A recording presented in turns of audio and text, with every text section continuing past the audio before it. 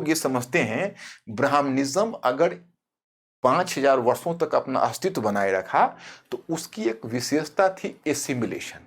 अब इंडिया में देखो इतने धार्मिक पंथ हो गए, लेकिन हमें अभी तक एक दृष्टांत नहीं मिलता है कि कोई शासक किसी और धार्मिक पंथ को उत्पीड़ित करके किसी एक धार्मिक वर्ग को आगे बढ़ा रहा हो। सब अपने अपने विचार दे रहे हैं, शासक वर्ग भी इसको संरक्षण दे रहा है, वही बौद्ध विहार भी बनवा रहा है, मंदिर भी बनवा रहा है और जैनों को भी संरक्षण दे रहा है। जो विद्वान है, जैन विद्वान है, ब्राह्मण विद्वान है और बौद्ध विद्वान है, वो अपने पंथ को सही बता रहे हैं और वह भी सही बता रहे हैं, लेकिन कोई किसी पर प्रहार नहीं कर रहे। तो ये अपने आप में सभी अपना अपना प्रचार कर रहे हैं, लेकिन दूसरे के रास्ते को रोकने की कोशिश नहीं कर रहे। ये इसलिए आवश्यक है ताकि आप भारत की प्रवृत्ति को देखो, भारत की संस्कृति को समझे बिना आप भारत के वर्तमान को नहीं समझ सकते।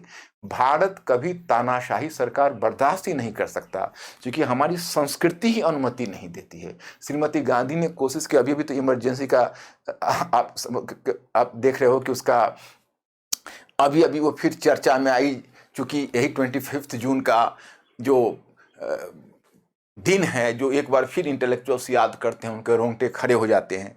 तो श्रीमती गांधी नहीं सक्सेसफुल हुई। वो चाहती थी कि भाई हम वन मैन रूल टाइप का कुछ इस्टेब्लिश कर दूं, लेकिन इंडिया नहीं, इंडिया चीन नहीं है। चीन में कन्फ्यूशियस हैं जो लोगों को कहते हैं कि आंख मूंद के अथॉरिटी की बात को मानो, you have to follow the command of your seniors, your authority, आज्ञा का पालन करो, अनुशासन का पालन करो। और हमारी भारतीय परंपरा में, जैसा कि अमर सेन कहते हैं, आर्गुमेंटेटिव इंडियंस का मतलब हुआ कि भाई आप आर्गुमेंट करने के लिए स्वतंत्र हैं। शंकराचार्य हैं, उन्होंने एक ब्राह्मण सन्यासियों का एक पूरा समूह खड़ा कर दिया और कहा कि जाइए आप लोग जहां शास्त्रार्थ कर सकते हैं करिए।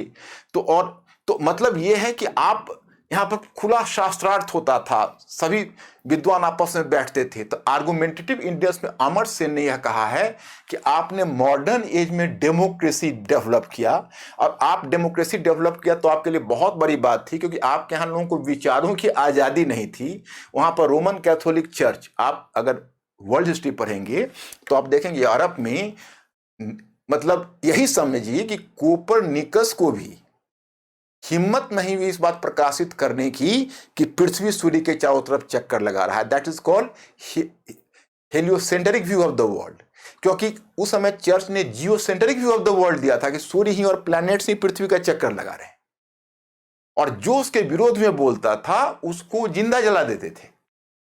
जैसे आप देखोगे गैलीलियो के बारे में कहा जाता है कि उसने जब टेलीस्कोप को का आविष्कार किया तो टेलीस्कोप के बाद वो देखा कि अरे ये तो उल्टी बात है, पृथ्वी सूर्य के चारों तरफ चक्कर लगा रही है।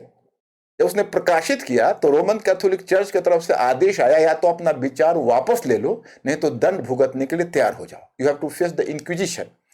अब he withdrew his view, but as he was an intellectual, so he could not tolerate the situation longer, and whenever he was sitting in his room, he used to make a cry loudly, but what do I do?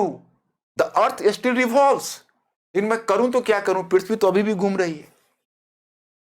तो मैं students, ये India में कभी परंपरा नहीं रही, खुला है जो आप चाहिए। तो पुराणों ने, हिंदुइज्म का वास्तविक आधार पुराणों ने तैयार किया है, और इसने एक यहाँ की जो विविधतामूलक संस्कृति है उसको पुराणों ने जगह दी है। इस बार भी यूपीएससी में एक क्वेश्चन हिस्ट्री में पूछा है, वेद और पुराण कैसे वैदिक धर्म को लोकप्रिय धर्म के रूप में पुराण ने ढाला था।